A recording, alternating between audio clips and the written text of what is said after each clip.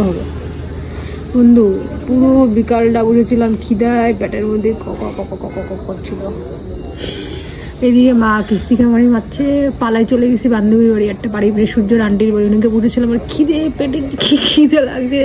তোরা আমি কতবার ফোন করছি, তুই আইসিস এখন তো এই যে ক্যামেরাটা আমি তুই আসলি, তাই আবার রাস্তা দিয়ে জমে খিদে লাগছে। আচ্ছা এখানে তো বিরিয়ানি পাওয়া যাবে না, এবার চল। মানে ন্যাশনাল কপালটাই খারাপ, বিরিয়ানি তো পাওয়া যাবে না। চলো যেখানে যাই সেখানে জল শুকায় নাকি। চল চল। আজকে বিকালটায় যে আমার এত খিদে পাইছিল কি বলবো, 3টে 4টে 5টা 6টা অবধি না খেয়ে থাকতে পারিনি। পেটে গামছা বেঁধে থাকার পর আমি বান্ধবীরে ফোন করেছি, বান্ধবী প্লিজ আমার নিয়ে চল খেতে। এইদিকে দেখো বান্ধবী খাওয়াবে কি, নিজে পোস্ট মারতেই ব্যস্ত। আর ওইদিকে দেখো হইচইয়ের সামনে কি সুন্দর মা দুর্গার মূর্তি। তোমরা কি একটা জিনিস ফলো করছো, মা দুর্গার দুটো চোখ কিন্তু দুই রকম। যে আর্টিস্ট বানাইছে আর্টিস্ট কিন্তু মোটেও ভালো না, এসে এটা ঠিক করে দিয়ে যাও।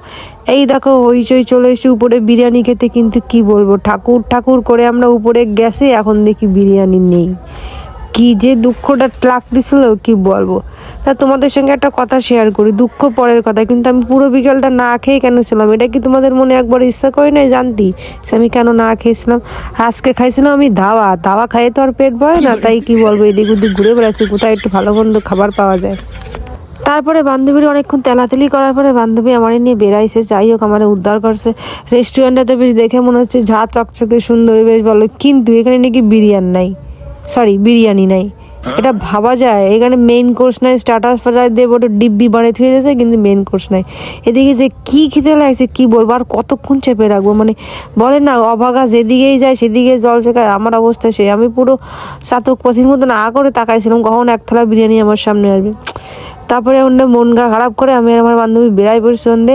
এখন বেরোতে নিচে নামতে দেখে আমার পুরোনো দিনের একটা ফেভারিট গান চালাইছে দুজনে। সত্যি কথা বলি এখানে যে কি নাচা নাচেছি, তাই এখানে আর না নিচে থাকতে পারলাম না।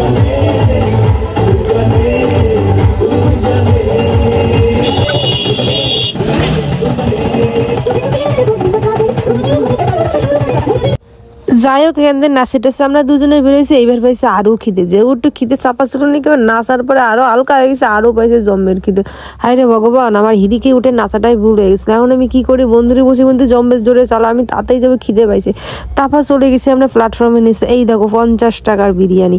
প্রথমে ভাবছিলাম কি খাবো না নাকি খাবো, এরকম একটা টেনশনে ছিলাম। তারপর ভাবলাম না একবার ট্রাই করে দেখি কেমন হয়, কি বলো?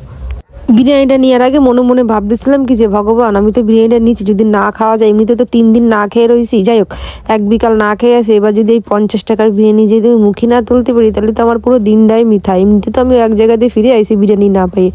অনেক কিছু চিন্তা ভাবনা করার পরে এবার বান্ধবীরে বললাম বান্ধবী কিরে নেবো, বান্ধবী বলছি নেই, বিরিয়ানির দোকানে একদম খারাপ না। তাই যাও কোয়ান্টিটিটা কিন্তু একদম খারাপ দেয়নি, মোটামুটি ভালোই দিয়েছে। আর ওইদিকে ছিল বান্ধবী মোমোর দোকানে গিয়ে চিজ বল মোমো গান্ডে বিন্ডে যা ছিল 2 ঠুনঠুকা ভরছে। তো আমার মুডটা আজকে ভালো নয়, তাই জম্মের খিদে লাগছে বলে নিজের বাসায় আজকে ব্লগটা মারলাম, তোমরা কিছু মনে করে না। আর একটা কথা বলি, দেখো বিরিয়ানি কিন্তু তোমরা নিজের চোখে দেখলে কি সুন্দর প্যাকেটিংটা করেছে, একদম ভরে দিয়েছে, একদম কম দেয়নি। 50 টাকায় এত বড় চিকেনের বিরিয়ানি কে দেয় ভাই? এবার পালাটা শুধু টেস্ট করার। আর ওইদিকে দেখো মোমোর দোকানে আমার বান্ধবী মোমো নিচ্ছে, বলো আমার জন্য নেই, আমি আজকে পৃথিবী খেয়ে নেবো। কোল্ড ড্রিঙ্কস যা ছিল দুনিয়াদারি নিয়ে বন্ধুর বাড়িতে গিয়ে আমরা সবাই মিলে হাজির হয়েছি। আমি জানি ওই রাস্তার সাইডে দাঁড়ায় 3 মিনিটে আমি বিরিয়ানি শেষ করতে পারবো না, তাই বান্ধবী বললাম তোর বাড়ি যাই চল, ওইখানে বসে একটু শান্তিতে অনেকক্ষণ ধরে কোল্ড ড্রিঙ্কস দিয়ে একটু মানে কায়দা করে একটু খাইয়ে দেয়, রিল্যাক্সে একটু রেস্ট নিয়ে তারপরে বাড়ির দিকে যাবো। ওইদিকে দেখো সব প্যাক করে দিয়েছে, আর এগুলো বয়ে নিয়ে যাওয়ার দায়িত্ব আমার, কারণ আমার বান্ধবীর বয়ে নিয়ে যাওয়ার দায়িত্ব আমাকে, আর আমার বয়ে নিয়ে যাওয়ার এই খাবারগুলো। দেখো চলে এসেছি বন্ধুর বাড়ি, আর দেখো বন্ধুর বাড়ির আয়নার কি সিরিজ, জীবনে মনে আয়নাটা একটু পরিষ্কার করে না। যাই হোক এত বদনাম করা ভালো না। আমার পাইছে খিদে, আমি এখন খাইতে বসে গেছি, কথা কম কাজ বেশি। বিরিয়ানির খাওয়াটা তোমাদের দেখাতে পাচ্ছি, মোমো খাওয়াটা তোমাদের দেখাতে পাচ্ছি না, কারণ আমার ফোনের স্টোরেজ ফুল হয়ে গেছিলো। আইফোনের এই একটাই সমস্যা, স্টোরেজ সাথে কথায় স্টোরেজ ফুল হয়ে যায়।